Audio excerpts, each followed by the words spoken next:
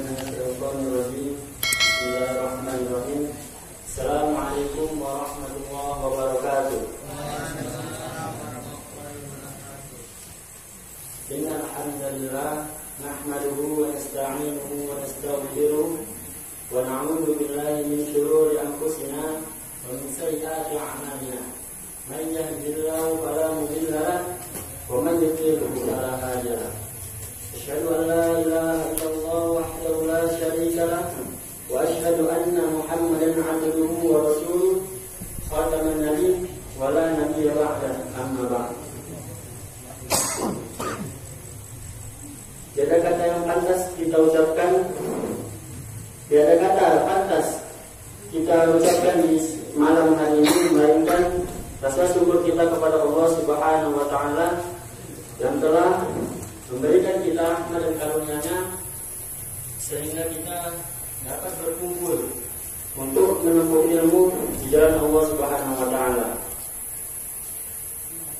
Mari sama-sama kita ketahui bahwasanya salah satu amalan yang dapat membuat dosa kita terhapus ialah menuntut ilmu.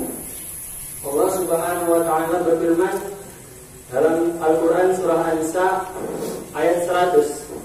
Di pertengahan ayatnya yang berbunyi, "Wa man yakhruju min baitihi muhajiran ila Allah wa rasulih, tsumma yudrikul maut faqad waqa'a ajruhu wa Allah." Barang siapa yang menempuh ilmu ataupun keluar dari rumahnya menempuh ilmu di jalan Allah, maka apabila maut menimpanya, maka sungguh Allah sudah mengampuni dosa-dosanya.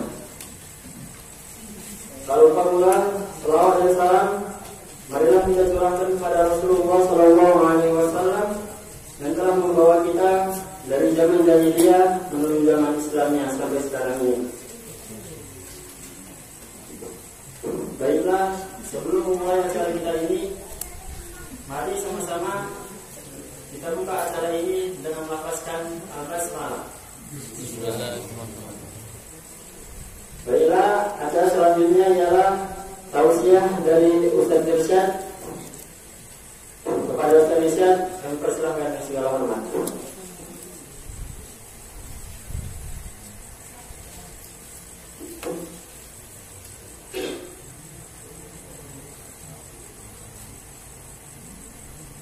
Assalamualaikum warahmatullahi wabarakatuh. Alhamdulillahilladzi nahmaduhu wa nasta'inuhu wa nastaghfiruh wa na'udzu billahi min shururi anfusina wa min sayyiati a'malina.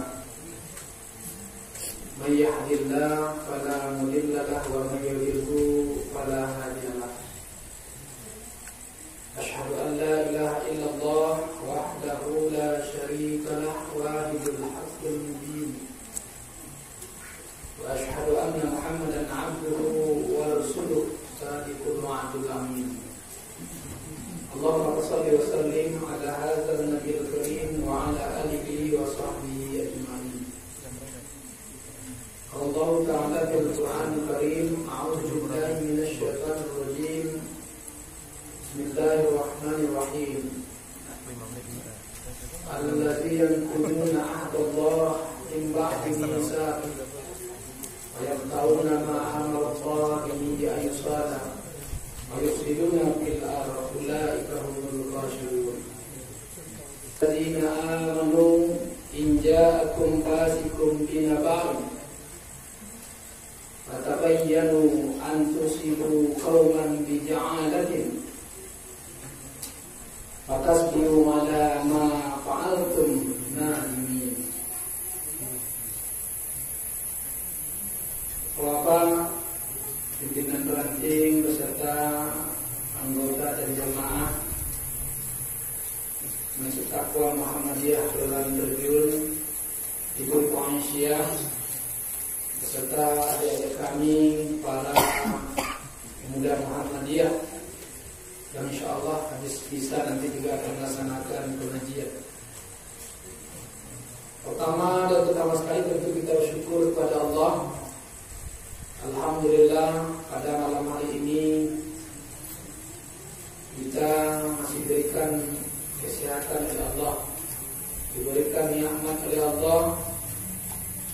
yang terbesar itu adalah nikmat iman dan Islam. Sehingga pada kesempatan ini kita bisa berhadir di rumah Allah ini. Kemudian salawat dan salam kesampaikan kepada Rasulullah Muhammad SAW. Allahumma shalli ala Muhammad wa ala ali Muhammad.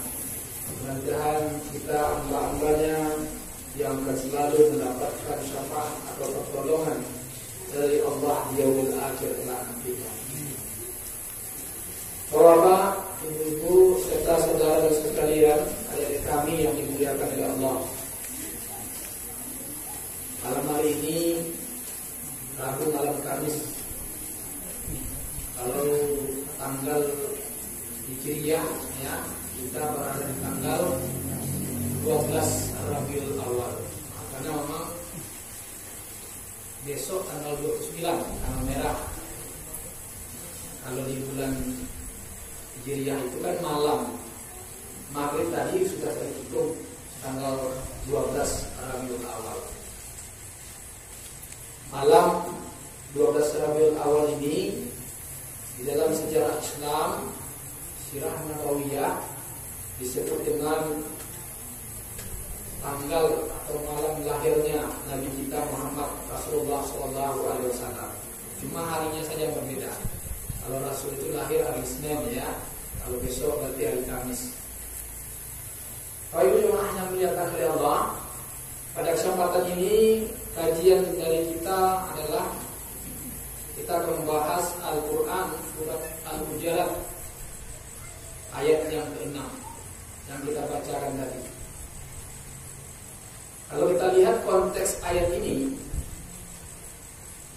berkaitan dengan berita orang-orang fasik. Berita yang sering disebut dengan sekarang ini berita hoax. Ya. Berita kebenarannya yang belum pasti. Dalam ayat ini Allah memanggil kita orang-orang yang beriman. Ya ayyuhallazina amanu in ja'akum fasiqun binaba'in.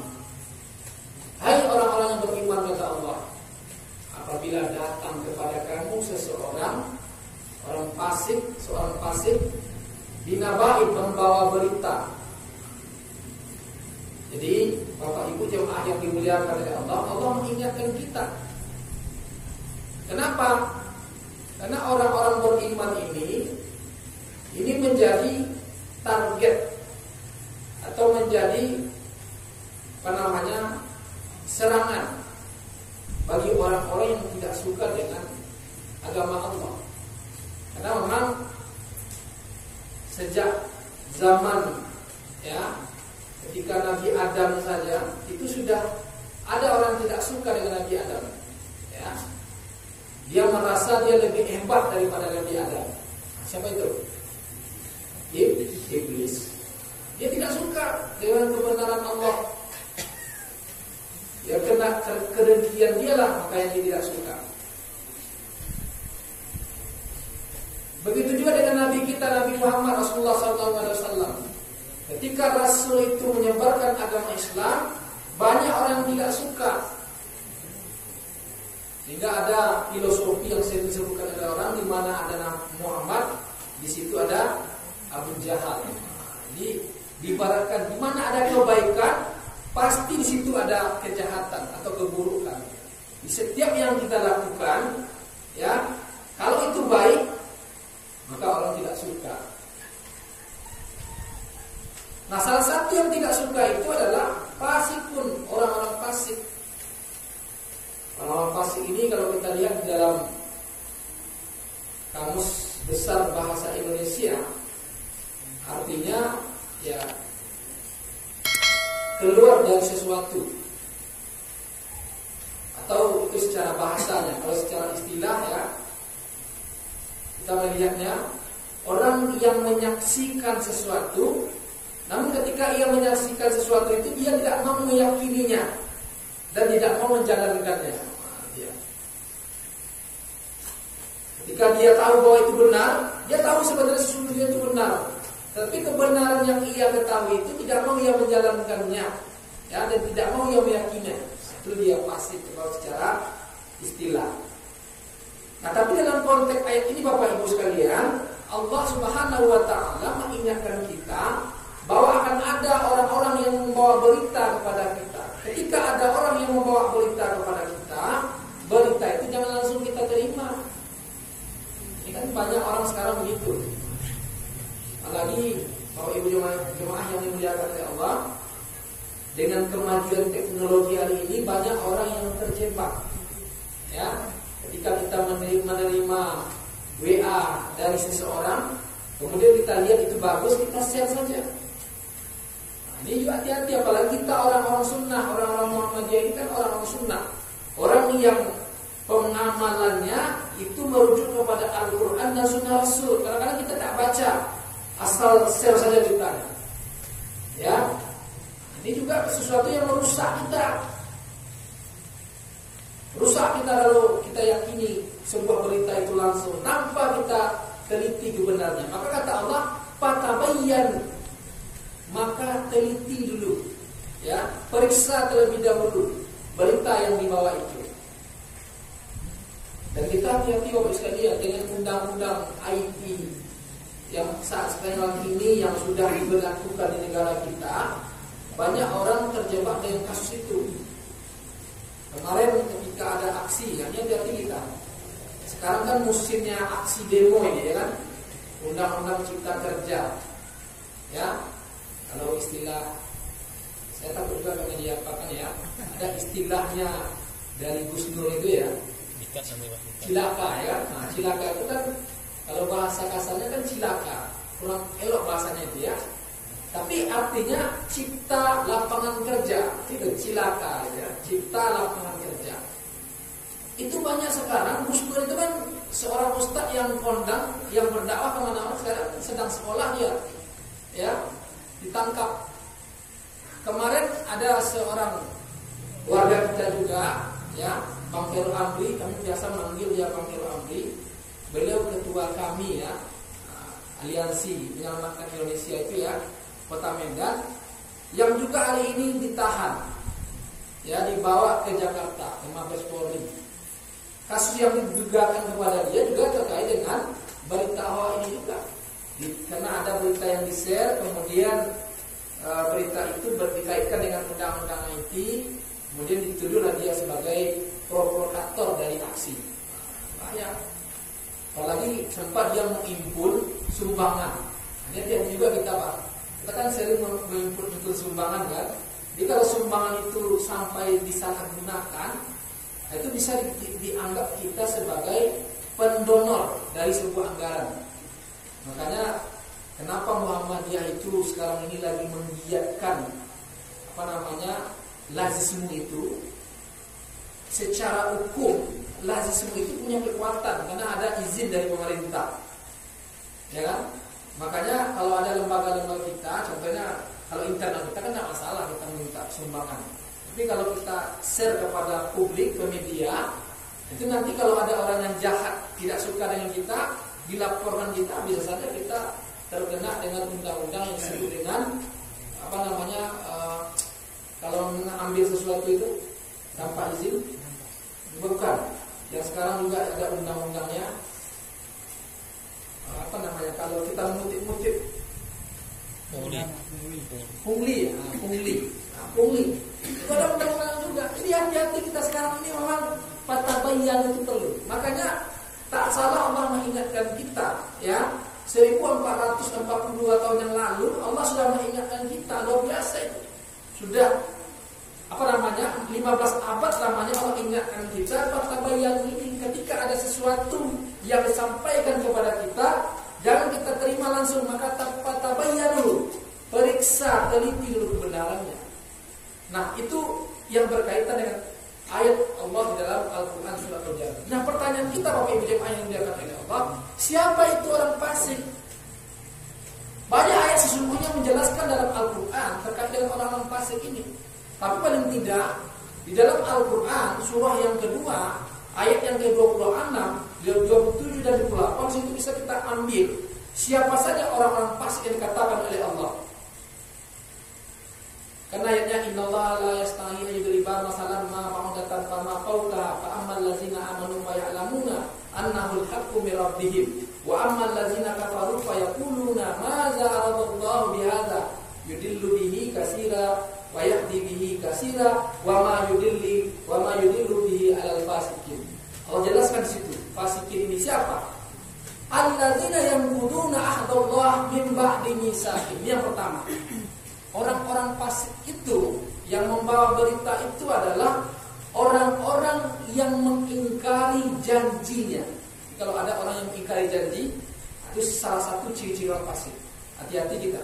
Kalau sering kita berjanji kemudian kita ingkari janji itu, maka kalau ada orang yang itu menyampaikan berita kepada kita, maka orang itu perlu kita teliti beritanya. Jangan kita terima mentah-mentah. Ini banyak ya di grup WA itu berantemnya kemana ya? Ada grup WA Muhammadiyah, BMT itu asik berantem aja. Ya, kenapa? Karena gara-gara berita tadi sedikit-sedikit ada hadisnya di-share.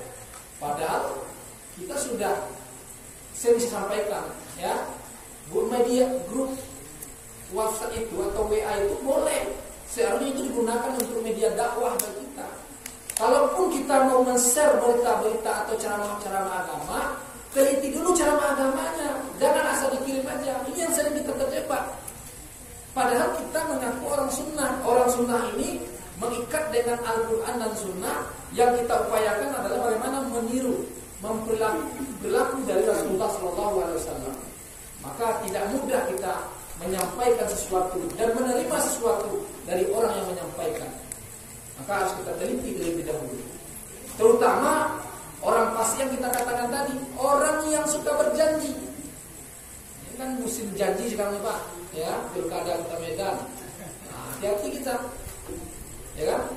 Makanya gara-gara orang mau jadi wali kota kita berantem. Ini saya takut juga saya nih Muhammadiyah Malaylan ini di kotak-kotakan oleh orang.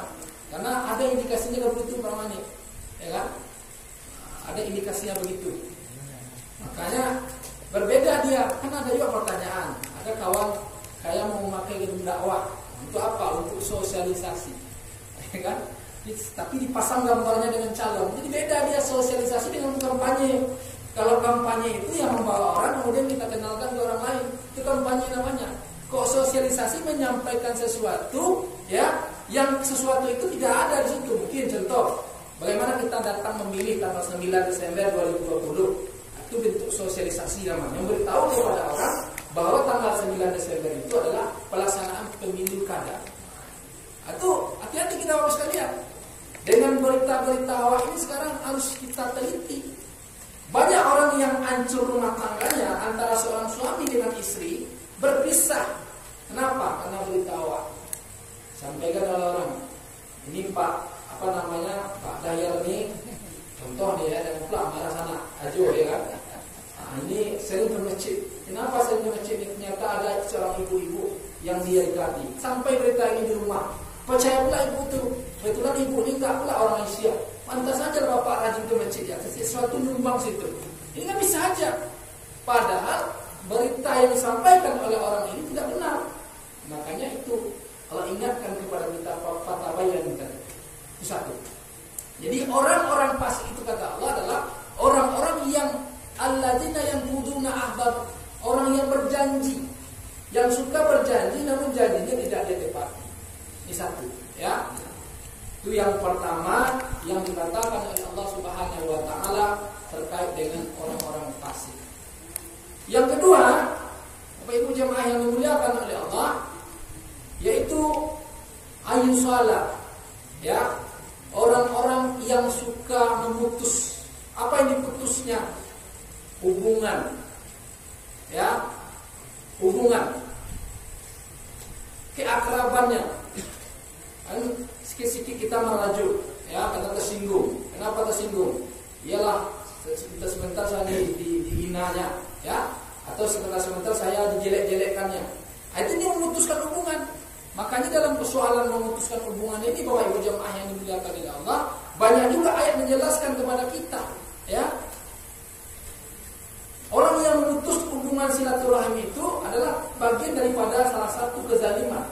Orang-orang yang zalim itu Allah Subhanahu wa taala berikan sanksi kepada mereka. Maka orang-orang yang fasik itu termasuk orang yang suka memutus hubungan silaturahim. Ya, jangan memudah memutus hubungan silaturahim. Sekarang ini kan kadang-kadang orang sering juga mengkait-kaitkannya Bapak Ibu sekalian, karena kondisi kita sekarang kondisi corona, ya, tiba-tiba kita memakai protokol kesehatan.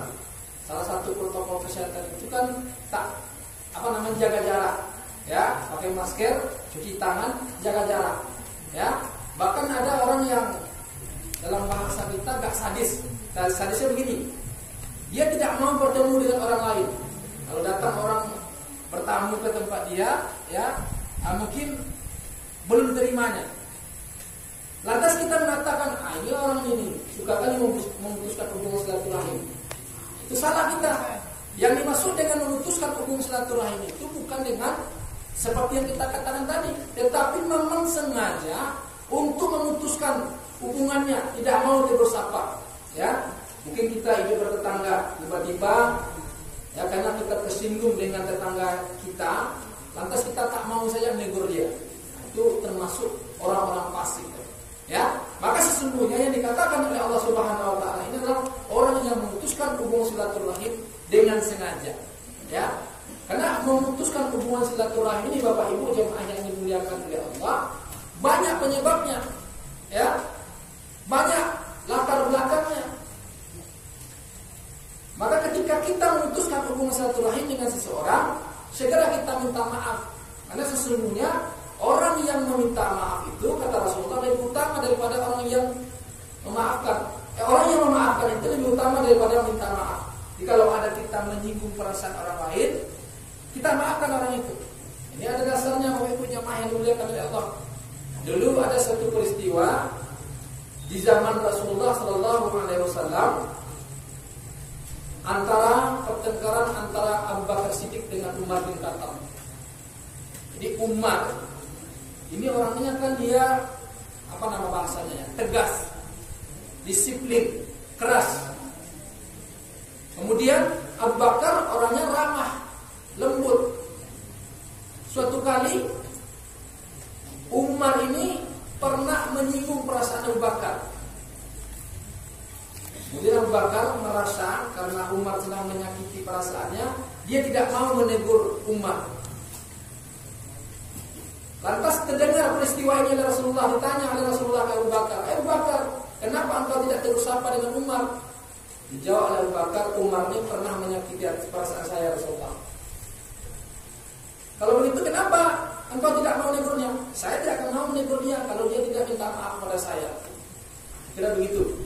Atas kata Rasulullah SAW, wahai Abu Bakar, ketahuilah, sesungguhnya orang yang memaafkan itu lebih utama daripada meminta maaf. Ini satu Bapak sekalian. Maka solusi daripada untuk memutuskan hubungan silaturahim itu adalah bagi kita mampu memaafkan kesalahan orang lain. Ini berat, ya, karena godaannya ini banyak. Terutama godaan dari setan yang selalu merayu kita, berupaya menggoda hati kita ini, ya, menyampaikan untuk apa memaafkan dia kalau dia tidak minta maaf. Ini berat sekali. Ya, memang tidak semudah mengucapkannya. Banyak orang, ya, yang dari dulu sampai sekarang bertengkar sampai akhir hayat dia tidak pernah memaafkan. Makanya ketika ada orang meninggal, ya, menyelam dia di bawah kuburan, yang disampaikan kata-kata maaf. Kan gitu Pak, ya. Kira-kira gimana? Mau nggak kita maafkan kesalahannya? Ya, mau kita kan gitu. Nah, padahal ada tradisi juga, ya kan? Nah, disebutkan malah kebaikan-kebaikannya. Ya, apakah orang ini orang baik, ya kan? Itu bagian daripada memaafkan orang sebenarnya. Kalau dalam perilaku kehidupan manusia. Maka untuk itu Bapak Ibu jemaah yang dimuliakan oleh Allah Subhanahu wa taala, orang-orang fasik ini termasuk orang-orang yang dia memutus hubungan silaturahim kita. Jadi kalau ada orang yang suka memutuskan hubungan silaturahim, itu orang fasik. Ya. Terutama kadang-kadang Bapak Ibu sekalian, ini kan manusia ini selalu digoda oleh setan, oleh iblis tadi. Nah, iblis dan setan ini sudah mengikrarkan di hadapan Allah Subhanahu wa taala, ya. Dia minta umur yang panjang kepada Allah. Dan ketika dia tidak mau sujud kepada Adam, kemudian Allah melemparkan dia ke neraka, Kata iblis, saya minta ya Allah, apa permintaan engkau? Berikan umur yang panjang kepadaku. Untuk apa? Untuk menggoda anak cucu Adam. Makanya dalam diri kita ini selalu ada setan yang menggoda kita. Semakin tinggi keimanan seseorang, maka semakin tinggi pula pangkat setan atau iblis yang menggoda kita. Semakin taat kita, semakin tinggi pula kedurhakaan iblis tadi yang menggoda kita. Makanya memang Bapak Ibu sekalian, kenapa kita selalu berlindung dari setan itu? Ya, mau baca Al-Quran berlindung, auzubillah minasyaitonir rajim. Bahkan dalam salat pun sebenarnya Bapak Ibu sekalian itu ada hadisnya. Maka dalam salat itu sebelum kita baca basmalah itu dita'awuzkan dulu, ya kan? Auzubillah minasyaitonir rajim. Itu mau masuk kamar mandi baca ta'awuz juga. Ya, berlindung, baca doanya Allahumma inni a'udzubika minal khubuthi wal khaba'is, berlindung juga. Maka sesungguhnya setan ini adalah musuh kita, dan itu setan suka dengan orang-orang fasik. Salah satu ciri-ciri orang fasik tadi yang saya sampaikan adalah memutus hubungan silaturahim. Kemudian yang ketiga, Bapak Ibu jemaah yang dimuliakan oleh Allah, orang-orang fasik itu adalah yang dijelaskan oleh Allah di dalam Al-Quran, ya, surah yang ke-27 itu, ayat yang ke-27 surah Al-Baqarah, wa yusiduna fil ardh, orang-orang yang melakukan kerusakan. Kerusakan dalam arti umum, ya, orang yang suka, ya, melakukan kejelekan, perbuatan-perbuatan, orang yang suka melanggar perintah Allah Subhanahu wa taala. Ya, itu termasuk orang-orang yang merusak. Ya, narkoba, orang yang mengedarkan narkoba itu termasuk orang fasik. Ya, orang yang suka berjudi merusak. Kalau di Muhammadiyah merokok itu ya kan sudah dipatwakan haram. Kenapa haram? Karena merusak diri kita. Nah, maka termasuk juga wajib fil ardh ini merusak. Nah, hati-hati juga kita Bapak sekalian. Ternyata kita yang suka merusak itu adalah ciri-ciri dari orang fasik. Ya, ini maknanya luas. Kalau kita bawa dalam kehidupan kita di muka bumi ini, maka sesungguhnya fasik ini luas maknanya. Kerusakan ini luas maknanya. Bapak Ibu jemaah yang dimuliakan oleh Allah Subhanahu wa taala, ketika kita melihat surah Al-Hujurat ayat yang ke-6 tadi, itu ada asbabun nuzulnya. Ada latar belakang kenapa ayat itu turun, ya, yang menyebabkan Allah menurunkan ayat itu. Dulu Bapak Ibu sekalian, di zaman Rasulullah SAW, Rasul itu kan diperintahkan oleh Allah untuk menyebarkan milah. Milah itu agama Allah, ya, mendakwahkan agama Islam. Jadi di suatu ketika, karena Rasul itu berada di Makkah, di Madinah. Kalau Makkah dan Madinah itu kehidupan di sana itu hidup karena gurun pasir, itu hidup berkelompok-kelompok. Sekelompok itu biasanya suka berkabilah-kabilah, bersuku-suku. Kalau kita mungkin di sini disebut dengan istilah marga. Contoh, marga Lubis. Nah, di sekeliling ini kampung ini Lubis lah semua.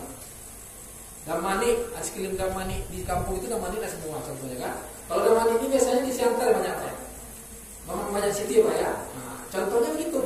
Nah, kira-kira Rasul melakukan perdamaian, ya, menyebarkan Islam, ya, kemudian diterimalah oleh orang marga. Kebetulan di situ sukunya atau kabilahnya disebut dengan kabilah Muntalik, ya, kabilah Muntalik. Nah, kabilah Muntalik ini berdamai, berdamai, membuat perjanjian dengan Rasulullah. Perjanjiannya apa? Mereka masuk ke dalam Islam. Kemudian setiap tahunnya mereka akan mengeluarkan zakat. Di zaman Rasul kan begitu Pak. Zakat ini dikelola langsung oleh negara, ya, dalam Baitul Mal. Ya, makanya kenapa ketika Rasul atau para sahabat, contohnya dalam sejarah yang sering dikenal dengan Umar bin Khattab, ya.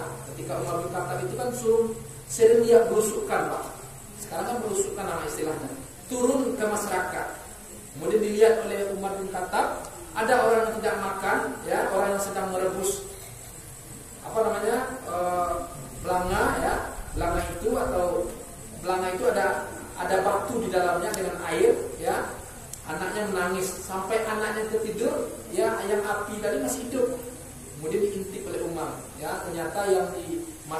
setelah batu, ya kan itu kan dalam sejarah disebutkan. Kemudian ditanya oleh Umar, kenapa tidak dikasih makan? Karena nggak ada yang mau dimakan. Sampai anaknya tertidur, kemudian Umar datang ke Baitul Mal, mengambil beras disandang oleh Umar, dibawa ke rumah. Begitu di zaman Rasul juga begitu, Bapak sekalian. Dulu ketika Rasulullah melihat para mustad'afin itu, orang-orang du'afa itu, orang-orang yang kelaparan, ya, orang-orang yang termasuk kepada yang orang yang berhak menerima zakat atau menerima infak sedekah itu, maka Rasul datang ke sana, mengambil dari Baitul Mal gandum, ya, atau dinar dan lain semacamnya, atau kurma dan lain semacamnya, dibawa ke rumah masyarakat tadi oleh Rasul. Dari mana diambil? Dari Baitul Mal. Dari mana sumbernya? Dari zakat. Karena para sahabat dulu, orang-orang yang kaya itu mensetor zakatnya ke negara. Tidak sama dengan sekarang kan. Kalau sekarang, kalau bisa disembunyikan juga zakat. Ya, makanya sekarang dibuat juga aturan oleh pemerintah. Setiap pegawai negeri dipaksa, ya, untuk mengeluarkan zakatnya, dipotong 2,5%. Kalau itu masih berdebat para ulama, Pak. Ya, berdebatnya apa? Dianggap itu juga bagian daripada pemaksaan. Padahal syarat-syarat serba zakat itu baru bisa diambil atau dikeluarkan kalau dia sudah sampai 1 nisab. Aulnya sudah cukup, ya. Aul itu bilangannya, nisabnya ukurannya.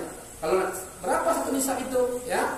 Nah, kalau di dalam Islam kan ditentukan kalau dia seorang pedagang disetarakan dengan 89 gram emas, gitu ya. Kalau emas 1 juta sekarang, ya kalau dia 89, berarti ada uang kita 89 juta, baru kita wajib mengeluarkan zakatnya 2,5%.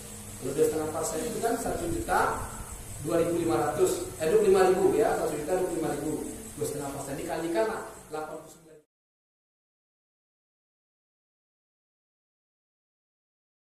Ada perjanjian dengan Rasul, dan bahkan si Aris itu mengumpulkan pas keluarganya untuk membunuh Rasul. Ya, jadi berita yang disampaikan oleh Aris tadi tidak benar, ya. Dia diutus oleh Rasul untuk mengambil zakat. Kemudian sebelum sampai dia mengambil zakat itu, tengah jalan dia balik ke tempat Rasul. Dikarangnya cerita, ya. Apa ceritanya? Bahwa ia akan dibunuh oleh Bani Muttalib, dan Bani Muttalib tidak mau mengeluarkan zakat. Oleh Rasulullah, Bapak Ibu jemaah yang dimuliakan oleh Allah, waktu itu, ya, terterima karena yang menyampaikan sahabatnya. Maka Rasul mengutus utusan yang kedua. Untuk apa? Untuk menjemput Aris bin Dihar tadi. Untuk apa jemput? Dipanggil di hadapan Rasulullah. Betul nak cerita ini? Nah, begitulah kira-kira bahasanya. Ya, dipanggil Aris bin Arisah, kemudian ditanya oleh Rasulullah, "Hai Aris, kenapa engkau tidak mau bayar zakat?" "Bukan saya nggak mau, ya Rasulullah. Kami menunggu di tempat kami, di rumah kami, tapi tak datang pas utusan itu ya Rasul." Ya, ternyata Bapak Ibu sekalian, ketika terjadi perdebatan itu, turunlah surat Al-Hujurat ayat 6 ini yang menjelaskan kepada kita, ya ayyuhallazina amanu in ja'akum fasiqun binaba'in fatabayyanu. Hai orang-orang yang beriman, ya, ketika datang seseorang fasik yang membawa berita, fatabayyanu, maka telitilah terlebih dahulu. Itulah kenapa asbabun nuzul dari surah Al-Hujurat ayat 6 ini. Bapak Ibu jemaah yang dimuliakan oleh Allah, jadi dengan kesimpulan bahwa sesungguhnya berita dari orang-orang fasik itu belum tentu kebenarannya, ya. Maka kita kaitkan dengan kemajuan teknologi hari ini. Ketika kita membaca sesuatu berita di media massa, di media sosial, jangan kita terima mentah-mentah. Itu satu. Apalagi kalau kita men-share-nya, itu bahaya untuk kita. Jangan sampai terjebak begitu. Pimpinan pusat Muhammadiyah sudah menginstruksikan melalui majelis lembaga informasi kebijakan publik Infocom. Itu apa? Untuk bagaimana warga Muhammadiyah ini menyikapi berita-berita yang beredar saat sekarang ini, berita-berita hoax ini, apalagi yang berkaitan dengan pemerintah. Hati-hati kita. Banyak ustaz-ustaz yang tangkap karena terkait dengan berita ini. Banyak orang yang dipaksa dijemput tiba-tiba, ya, karena berita-berita ini. Dulu ada juga kasus Bapak Ibu sekalian. Ini juga sebagai pengalaman saja. Ada dulu ketua MUI Marelan ini, ya, sekretaris MUI Marelan ini, ya, beliau mendapatkan sebuah berita. Mungkin Bapak kenal dengan tokoh di Belawan yang punya kafe itu, siapa namanya Pak? Pak Irfan ya. Pak Irfan, Pak Haji Irfan ini dulu kan ada membuat berita. Di fotonya polisi, mungkin Pak Manik tahu ceritanya ya. Kemudian dibuat situ. Polisinya sebenarnya melayat ke rumah seseorang ya. Tetapi karena parkir penuh, pindah dia ke rumah sebelah parkirnya. Kebetulan di rumah sebelah itu memang beredar narkoba. Nah, begitu ceritanya kan. Jadi difoto lah kereta yang polisi tadi, dibuat di situ. Polisi membackup agen narkoba tadi ya. Kemudian di-share berita itu kemana-mana. Termasuklah Sekretaris MUI tadi mengatakan bahwa ada seorang polisi yang membackup peredaran narkoba di Balawan ya. Akhirnya apa yang terjadi? Dijemput Pak Irfan, Haji Irfan, dijemputlah orang-orang yang men-share berita tadi, termasuk Sekretaris MUI tadi ya, diinterogasi ya. Pak Irfan kan sampai sakit dia ya, Pak Haji Irfan itu sampai sakit dia. Nah, begitu luar biasanya berita-berita yang bohong ini kalau kita sampaikan. Secara dunianya kita dapat hukuman, secara akhiratnya itu pasti dari Allah Subhanahu wa taala. Akan Allah berikan ganjaran kepada kita.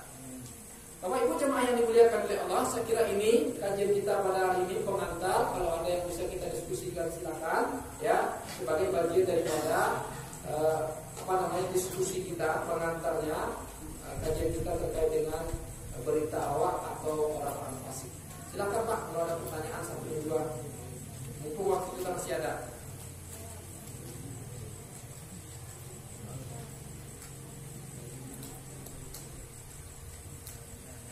Ada Pak?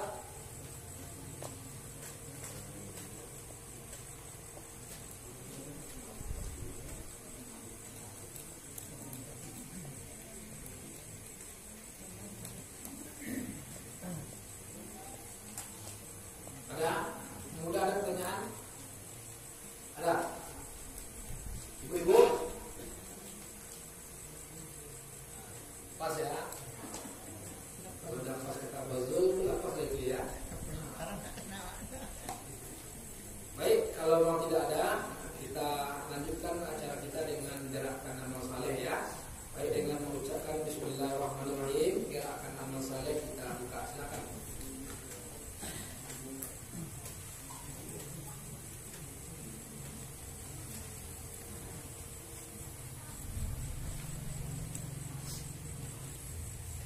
Jadi infak dari sedekah kita sekalian tentu akan dipergunakan ya untuk pembangunan rumah ibadah atau masjid kita yang permanen ya insyaallah. Karena lahan sudah kita miliki, sudah ditimbun. Sudah selesai timbun Pak Mani ya? Belum. Tinggal lagi timbunan. Kalau sudah pada timbunnya baru fondasi, insyaallah tentu bisa kita dirikan masjid yang lebih besar, yang lebih permanen daripada ini, yang lebih cantik ya. Insyaallah tentu kalau kita berinfak di jalan Allah ini, Bapak Ibu yang maha di jalan Allah, kita tidak akan pernah merugi ya. Karena sesungguhnya harta yang sejati, harta yang akan kekal dan abadi, ya apa yang kita infakkan. Kalau yang kita pakai ya itu belum tentu milik kita. Kalau kita dah mati, itu diambil oleh orang lain. Rumah, mobil yang kita miliki, kereta yang kita miliki, kalau kita mati, ya tentu itu akan menjadi harta warisan. Diperebutkan pula oleh orang, ya kan? Apa yang kita makan, ya, tentu hanya sekedar yang dimakan saja. Kalaupun hari ini ada sambal layam, dendeng, ya, ada rendang, harganya berapa Pak? 226. Mau cukupkan berapa? Pak Padahal? Hah? Oh 300. Tapi kalau 26 berarti sekitar 70 berapa lagi Pak? 74 lagi ya. Kita mulai 74 ya kan? 74 berarti 69. 10.000. Berarti 59.000 lagi. Nah, silakan 59.000 lagi Mas sekalian untuk mencapai 300. Ibu 59.000 lagi. Ya kan? Partai 2.000 boleh, 5.000 boleh. 59.000 lagi. Insyaallah untuk mencapai 300.000 rupiah. Nah, ini buku belakang kayaknya ada itu. 59.000 lagi. Alhamdulillah cukup 29. Wah, boleh pula ya. Pas Pak. Kurang. Lebih ya. Lebih dia. Terus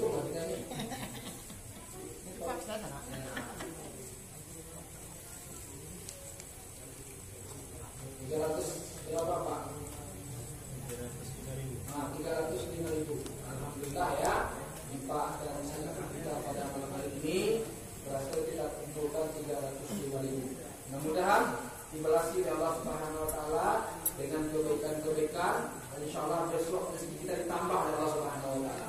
Demikian yang bisa kita sampaikan. Mudah-mudahan apa yang kita sampaikan pada malam ini ada manfaatnya. Akhirul kalam billahi fisabilillah wa astagfirullah. Assalamualaikum warahmatullahi wabarakatuh.